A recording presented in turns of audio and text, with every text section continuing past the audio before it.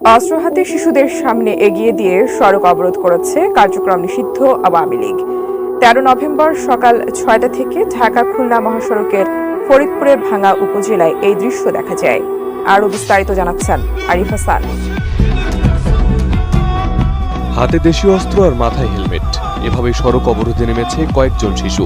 কার্যক্রম নিষিদ্ধ আওয়ামী লীগের ডাকা লকডাউন কর্মসূচির অংশ হিসেবে শিশুদের এভাবে সামনে এগিয়ে দেওয়া হয়, আর তাদের আড়াল থেকে দেশীয় অস্ত্র হাতে স্লোগান দিতে শোডাউন করতে দেখা যায় দলটির কয়েকজন নেতাকর্মীকে।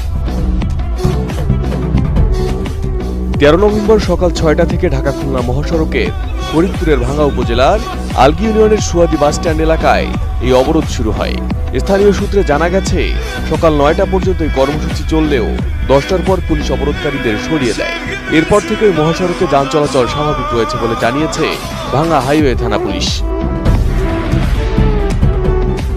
মূলত ক্ষমতাচ্যুত সাবেক প্রধানমন্ত্রী শেখ হাসিনার রায়ের তারিখ ঘোষণাকে কেন্দ্র করে ঘোষিত ঢাকা লকডাউন কর্মসূচির অংশ হিসেবে ফরিদপুরে দেশীয় অস্ত্র হাতে মহাসড়ক অবরোধ করেন কার্যক্রম নিষিদ্ধ আওয়ামী লীগের নেতাকর্মীরা।